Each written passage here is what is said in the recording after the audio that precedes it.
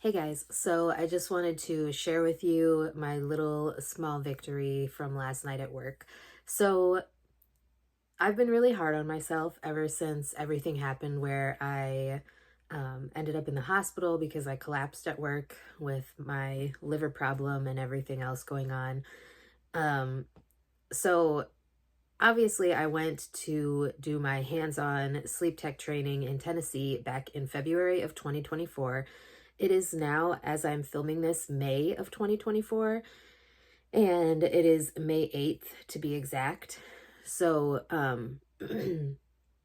I basically, I've been really hard on myself because for the entire month of March, really, I was not at work. Um, I worked March 1st, and that's when I collapsed at work and everything happened, and I was actually out of work for a month because of my health problems and being in the hospital.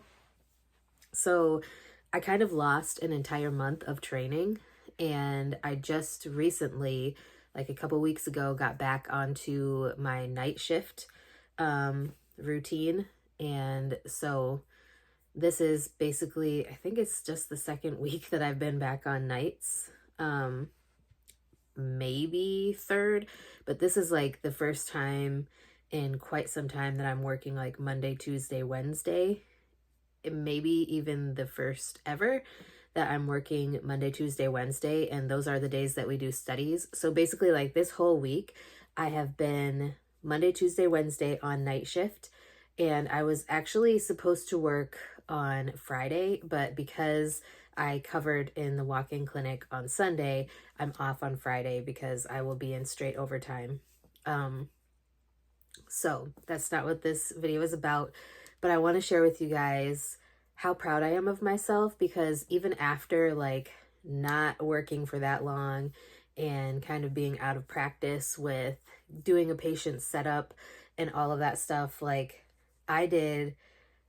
So last night we had two patients, and I did basically the entire patient setup for one of those patients. So I did the EEG leads, I did the snap leads, or the stickers as we call them. I did the belts and all of that stuff. And I was very happy with the way that it looked like when you do biocals or calibrations. It gives you an idea to see if the impedances are too high, if you need to move stuff around, if it's not secured enough, like on the scalp. So like if you put a lead right here on the forehead and you're not getting a very good signal from that lead, then you know that you either need to move it or maybe like attach it a little bit more securely, something. You can troubleshoot is basically what I'm trying to say. And I really didn't need to troubleshoot any of the EEG leads. So I've been doing the sticker leads, which are like the chin EMGs, the M's, which are behind the ear on the mastoids, the eye leads, which is one on each side of the eye, and the respiratory belts, which measure the effort of someone breathing. So whether they are making an effort to breathe or not, which is important if you are trying to figure out if the person has central apnea. So I've been doing all that, plus the leg leads, the oximetry on the finger, and like the snore mic on the side of the neck, all that stuff. I have been doing all that for months, but last night was the first time that I actually did the whole setup, including the EEG leads, and actually got to use them as the sleep study. So like I said, I was very, very proud of myself. And you might think that that is not impressive whatsoever, but if you knew like how much I am so hard on myself because I want everything to be good.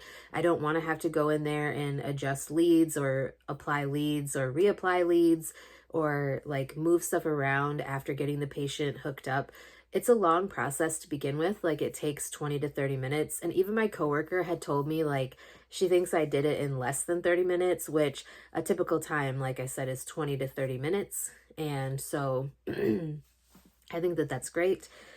And obviously, I know what I'm doing because I did get the training, but it's just nice to see that validated in an actual like sleep study setting. So I'm really hoping that pretty soon, as long as I can get like everything else under control, that pretty soon maybe I'll be able to start doing sleep studies on my own.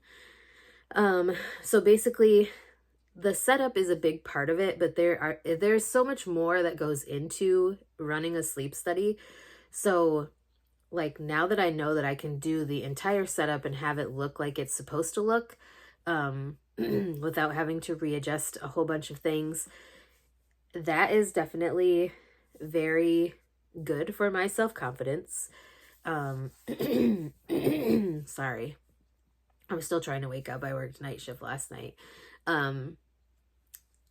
So basically, yes, the hookup is a major part of it. And if you don't get a good hookup, then you can't like do a good study. But like I said, there's so much more that goes into a sleep study than just hooking the patient up to the leads or sensors. And some of that includes scoring, like sleep stages. And that is probably my biggest concern right now.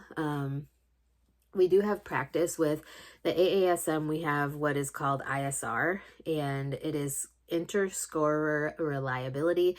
So basically, they put these records online, and you go and score it like you were scoring an actual sleep study, because it is an actual sleep study, and you're scoring any respiratory events, you're scoring sleep stages, you're scoring if they had any arousals, if they have limb movements, things like that. You're scoring all of that. And by respiratory events, I mean RERAs, which are respiratory event related arousals, apneas, which are obstructive, mixed, or central, and hypopneas. So those are the things that you're kind of looking for. And obviously I need more practice, but I do practice. Like our sleep lab is supposed to do at least one every month. And so I've been doing those. I've been doing okay on them, but not as good as I'd like to be. But like sleep scoring and sleep staging is definitely something that is a huge learning curve. It is very intimidating and overwhelming when you're first learning. And like there's a lot that goes into it. You have to know like amplitude of the brain waves and things to recognize the difference. Obviously certain things stand out a little bit more, and you have to know like what the different types of brain waves look like, because there are certain things that stand out in different sleep stages. I can go more into detail if you guys are interested in that, but that's just like a basic overview of it. And then of course you have to write tech notes. You have to troubleshoot any problems that may occur during the sleep study.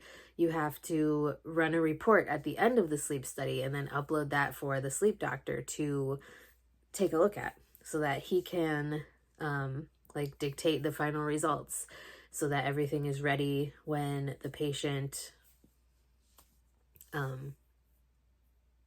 goes to make a follow-up appointment or whatever the case may be. So anyways, I'm just super proud of myself, and I'm really hoping that I can continue making progress, like I said, because I don't want the other sleep tech to have to continue to like train me all the time.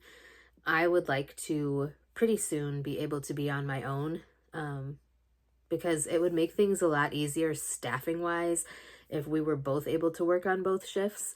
So like if I wasn't needing the other sleep tech to be able to work a night shift, if that makes sense.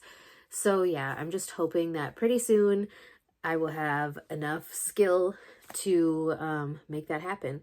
But yeah, I just wanted to share that with you guys because I'm super proud of myself. And like I said, I was a little concerned. The whole thing makes me nervous, just having people like watching everything I'm doing. But I was a little concerned because it had been so long since I had done a hookup. Like I hadn't done an actual patient hookup, a full setup, since I was in Tennessee. And that was, like I said, back in February of 2024. So, like I said, I had done everything but the EEG.